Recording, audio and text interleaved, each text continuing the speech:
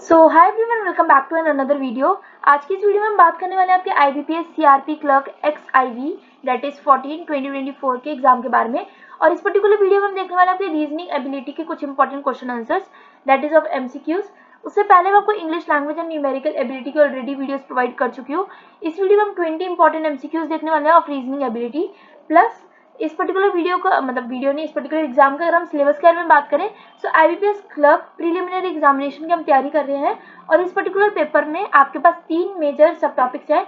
एक तो English language जिसके टोटल 30 क्वेश्चन आने वाले हैं, न्यूमेरिकल एबिलिटी जिसके टोटल 35 क्वेश्चन आएंगे आपके पेपर में, एंड रीजनिंग एबिलिटी जिसके टोटल फिर से 35 क्वेश्चन आएंगे। ओवरऑल 100 क्वेश्चन आने वाले हैं आपके।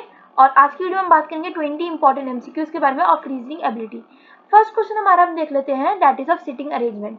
वीडियो थोड़ी सी फास्ट होने वाली है, तो अगर आपको लगे वीडियो थोड़ी ज्यादा तेज है तो आप अपने जाके मतलब सेटिंग्स में जाके लाइक 3 डॉट पे जाके साइड में वहां पे जाके प्लेबैक स्पीड को 0.75 कर सकते हैं, तो वो आपके लिए ज्यादा इजी हो जाएगा। सो क्वेश्चन 1 है हमारे पास, in a row of 9 people facing north. So एक रो है जो कि 9 पीपल है और सभी जो है नॉर्थ की तरफ जो फेस कर रहे हैं। ए जो है वो थर्ड है to the left of B. कैसे आप इसको कर सकते हो? ए अगर मैं देखो मैं यहाँ पर आपके लिए लिखकर दिखा देती हूँ, इसके लिए आपको इजी रहेगा, सामने सामने आपको दिखता रहेगा। सबसे पहले क्या है, A is to the third to the left of B. Left B के लेफ्ट में थर्ड पर है ये। सिर्फ ये क्वेश्चन मैं आपको सॉल्व करके दिखा रही हूँ, सारे मैं आपको नहीं सॉल्व करके दिखाऊंगी। सो ये यहाँ पर आ गया एंड देन यू हैव इस। अगर आपको ऐसे कभी भी क्वेश्चन सॉल्व करने होते तो अंडरस्कोर लगा लिया करो। सो 2 हमारे पास अंडरस्कोर है और अंडरस्कोर में भी ना स्पेस भी डाल दिया करो ताकि थोड़ा सा और इजी हो जाएगा। पेपर में लिखोगे तो आपके लिए इजी रहेगा। ए जो है वो थर्ड है to the left. A third left में है बी के, तो बी के अगर लेफ्ट में होगा तो बल्कि इस तरफ होगा। सो उसमें अगर हम देखें तो वो आपका जाएगा इस तरफ। हाँ, तो यहाँ पर है ए हमने यहाँ पर डाल दिया, then you have is this one. ठीक है, ये अभी हमारा सेटिंग नहीं है तो इसको हम कट कर देते हैं। उसके बाद क्या है, C is to the immediate right of A. C जो है इमीडिएट राइट में है ए के, अगर ए यहाँ पर है तो सी जो है उसके इमीडिएट राइट में है। और अगर सी यहाँ पर आ गया हमारा, लाइक सी अगर यहाँ पे आ गया तो हम एक प्लेस कैंसिल कर देंगे। अब क्या है, and B is fifth from the left end. Left end से, इस तरफ के एंड से बी जो फिफ्थ पे है। तो अब क्या होगा कि यहाँ पर जो है अब हमारा कोई एक इंसान और बैठा है, तो इस तरफ हमारा ये आ गया। अब क्या है, if D is second to the right of C. C के सेकेंड राइट में, राइट में लाइक अगर डी है जो कि नहीं होना चाहिए, इफ डी, अगर डी जो है वो सेकेंड है राइट में सी के अगर सेकेंड राइट में होगा that is B only. And what is the D's position from the right end. So right end में से जो है डी की पोजीशन क्या होगी, इन्होंने ये पूछा है। सो इन्होंने करेक्ट आंसर तो ये बताया fourth from the right and. Fourth from the right and अगर आप देखोगे तो 1 2 3 4, तो यहाँ पे इन्होंने बताया कि यहाँ पर जो हमारी डी की पोजीशन रहेगी। अगर हम डी की पोजीशन को हम यहाँ रखते हैं सो दैट विल बी, कुछ तो कुछ गलती होगी पर हाँ, D is to the second to the right of C. C के अगर सेकेंड राइट में होगा तो यहाँ पे भी कोई होना चाहिए था, तो इन्होंने इसका करेक्ट आंसर यही बताया। बट हाँ, इसके आप या तो मतलब इन्होंने एक तो एक्सप्लेनेशन भी दी है पूरी, ये आप एक्सप्लेनेशन पढ़ के, और अगर आपको लगता है क्वेश्चन गलत है ये तो आप कमेंट्स में मुझे बता सकते हो। ओवरऑल तो सही होनी चाहिए बट फिर भी अगर आपको लगता है कुछ गलती है इस क्वेश्चन में तो आप कमेंट्स में बता सकते हैं। इस पर्टिकुलर वीडियो को हम थोड़ा स्पीड में लेकर चलेंगे ताकि आपको सारे इंपॉर्टेंट क्वेश्चंस देखने को मिल सके। ब्लड रिलेशन के बारे में पूछा गया है, A is the father of B. B के फादर जो है वो ए है, तो बी जो है उनका बेटा या फिर बेटी होगी। बी जो है वो मदर है ऑफ सी। बी मदर है सी की। ए इज द फादर, अच्छा ठीक है, अब ये नाना वाला सीन आ गया। अगर तो अगर ए जो है वो फादर है बी के और बी जो है वो मदर है सी की, लाइक सी जो है is the son of D. C जो है वो सन है, बेटा है डी का, लाइक हो सकता है डी हस्बैंड हो। So what is the relation between A and D, that is a father and the grandfather, या फिर हाँ ग्रैंडफादर और फादर का ये रिलेशन हो सकता है। बट इन्होंने ऑप्शन बताया है grandfather and grand mother, because C is the son of D. तो इन्होंने बताया है ए अगर फादर है, ए फादर है बी के, B A is B's father, B is C's mother, thus A is C's grandfather and D is C's other parent, making D C's grand mother, assuming traditional family roles। Next हमारा question है syllogism का। Syllogism के generally question आते हैं। All cats are animals. सारी cats जो है animals है। इन्होंने ये जो है ये आपको ना मान के चलना है, ये चीजें आपको क्या करनी पड़ती है, आपको एज्यूम करनी पड़ती है। अब अगर सारी कैट्स जो है वो एनिमल्स है, कुछ एनिमल्स जो है आर नॉट डॉग्स, पर कुछ एनिमल्स जो है वो डॉग्स नहीं है, therefore some cats are not dogs and is the conclusion valid, तो क्या जो है कंक्लूजन वैलिड है, कंक्लूजन ने बताया कि क्या सब कुछ कैट्स है वो डॉग्स नहीं है, तो यस ये कंक्लूजन हमारा वैलिड है, यस सिंस क्योंकि सारी कैट्स अगर हमारी एनिमल्स होंगी तो कुछ एनिमल्स तो ऐसे रहेंगे जो कि डॉग्स नहीं होंगे। और ये फॉलो करते हैं एक logical that there must be some cats that are not dogs. Next question है कोडिंग डी कोडिंग। सो अगर पेपर को हमने लिखा है QBFSQ, सो करेक्ट जो होगा पेंसिल का कोड क्या होगा ना। सो देखो एक चीज और याद रखना, कभी भी कोड वाली इसमें ना P आपको पहले पता चल गया Q है, क्योंकि आपको 2 बार P आपको दिखा उसमें सर्टेन कोड में P, तो आपको पता चल गया P का हिसाब क्या होगा, Q ही होगा। उसके बाद E आपके पास है that is S, so Q फिर आपका S आएगा। सो इनका जो करेक्ट आंसर होना चाहिए that is QFDMJ, that is paper is shifted to one position forward in the alphabet, that is P का Q हो गया, MNOP, P के बाद आया Q, A के बाद आया B, P के बाद फिर से आया इन्होंने यहाँ पे लिखा F, नहीं P के बाद यहाँ पे फिर P ही आना चाहिए था, मतलब Q ही आना चाहिए था। E के बाद इन्होंने यहाँ पे S डाला है E का, एंड Q फिर उसका Q डाला है R का। सो डायरेक्शन सेंस के बारे में अगर हम बात करें, सिर्फ पर्सन जो वो वॉक करता है 10 किलोमीटर ईस्ट, 10 किलोमीटर ईस्ट अगर आप समझोगे तो ईस्ट हमारा होता है वेस्ट बंगाल की साइड। अगर आप देखो इंडिया मैप देख लो, उसमें अगर आप बीच में खड़े हो, अगर आपको 10 किलोमीटर ईस्ट की तरफ वॉक करना है दैट इज क्या आप वेस्ट बंगाल की तरफ वॉक कर रहे हो। देन 6 किलोमीटर नॉर्थ, तो अब आप उसको ऊपर की तरफ जाओगे, तो अगर सिक्किम वगैरह की साइड या फिर हिमालयन वाली साइड जाओगे तो पहले आप 10 किलोमीटर एक तरफ गए that is to the right, then आप 6 किलोमीटर नॉर्थ में गए, then 8 kilometre to the west, west में अगर आप जाओगे तो 8 किलोमीटर आप वापिस है एक टाइप से, और अब 2 किलोमीटर और कम है। How far is the person from the starting point, that is 2 kilometre उस तरफ और 6 किलोमीटर इस तरफ, और ओवरऑल ने बताया आंसर जो है वो 6 किलोमीटर, दैट इज कि to the east and west minus अगर हम करेंगे दैट इज 2 किलोमीटर, और टोटल जो नॉर्थ और साउथ का डायरेक्शन है that is 6 kilometre. So next question हम देख लेते हैं दैट इज ऑफ इनइक्वालिटी।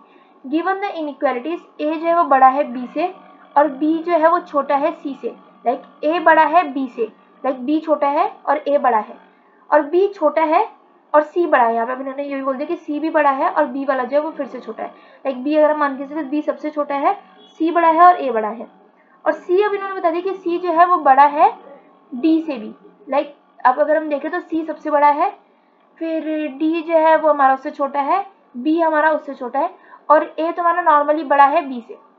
सो कौन सा जो है वो ट्रू होगा, सबसे पहले क्या ए जो है वो बड़ा होगा डी से, सो ए बड़ा होगा डी से, तो मे बी यस, क्योंकि डी अगर मतलब सी से अगर छोटा है तो मे बी, सो इसके यही हमारा करेक्ट आंसर है, एक्सप्लेनेशन हो गई हमारी। नेक्स्ट हमारा क्वेश्चन है पजल्स का। यू हैव 3 बॉक्सेस, आपके 3 बॉक्सेस है, एक में सारे एप्पल्स है, एक में ऑरेंजेस है और एक में एप्पल्स एंड ऑरेंजेस है। हर बॉक्स को जो है लेबल करा गया है incorrectly. How can you correct the labels if you can only pick one fruit from one box, अगर आपको एक फ्रूट एक बॉक्स में से निकालना है तो आप कैसे जो है करेक्ट लेबल जो है वो निकाल सकते हो। Pick a fruit from the box labelled both, जिसमें बोथ लिखा है उसमें से आप एक फ्रूट निकालो, जो बॉक्स जो है वो कंटेन करेगा only one type of fruit.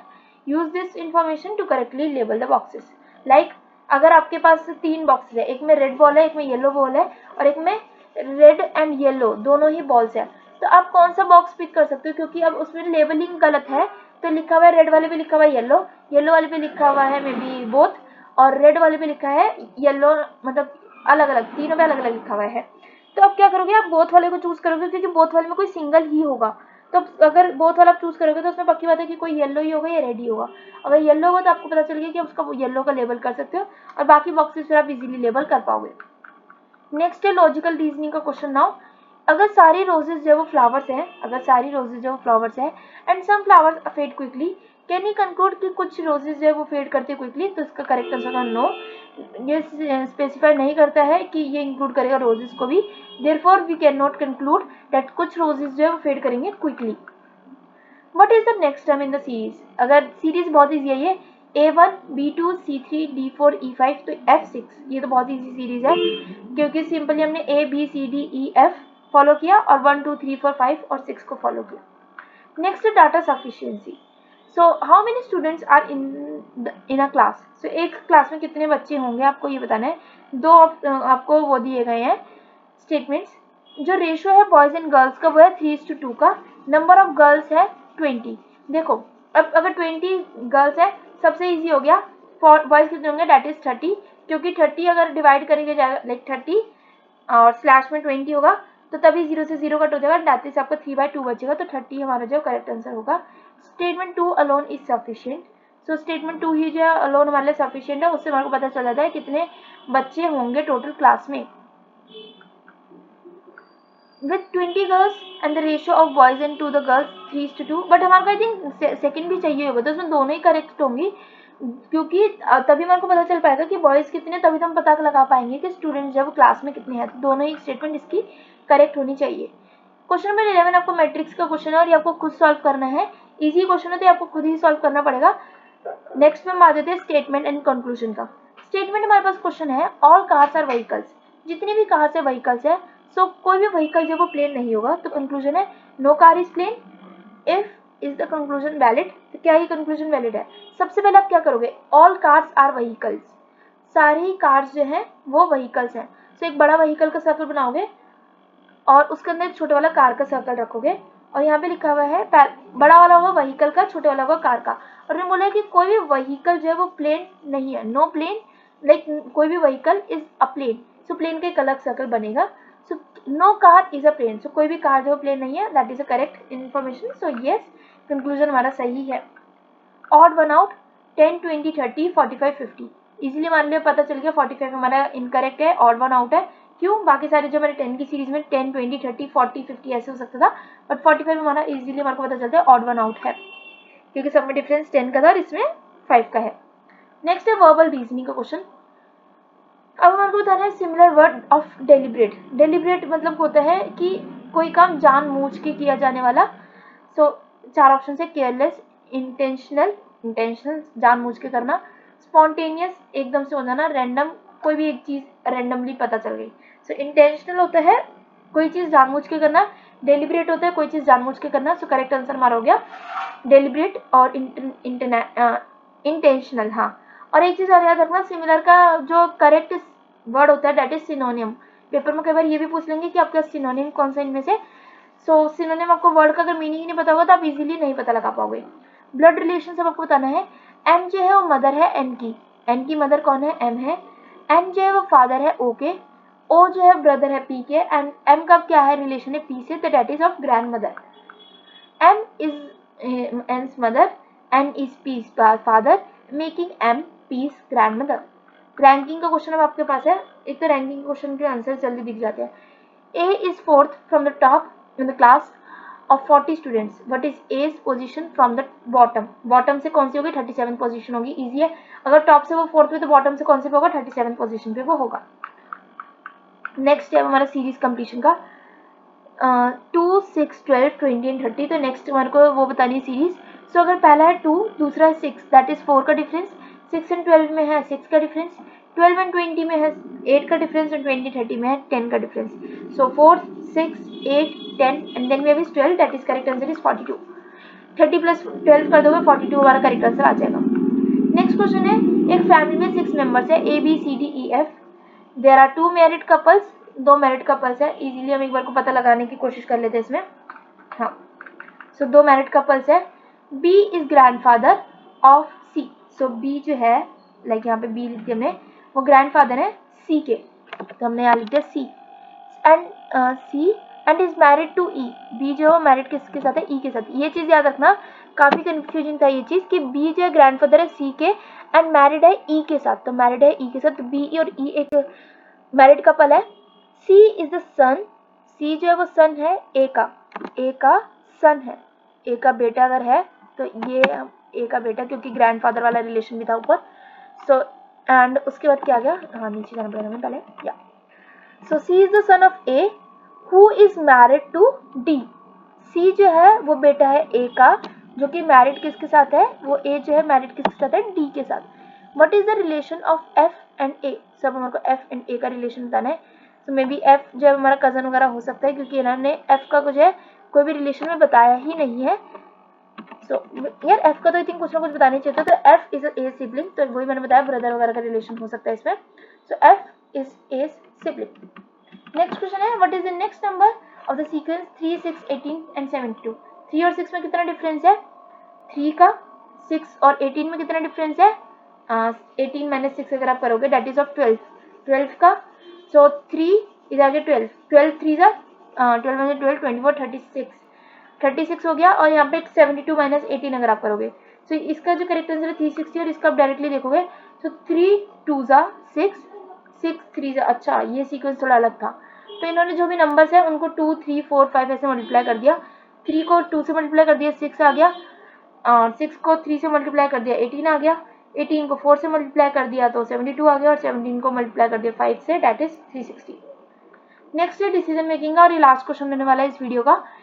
If in a certain code language danger is coded as EBOHFS, so silver को कैसे कोड किया जाएगा? सबसे इजी है, डी का क्या करना है, डी के बाद क्या आता है ई, पहला आ गया, ए के बाद क्या आता है बी, एन के बाद क्या आता है ओ, जी के बाद क्या आता है एच, EFGH, ई के बाद क्या आता है एफ, आर के बाद क्या आता है एस।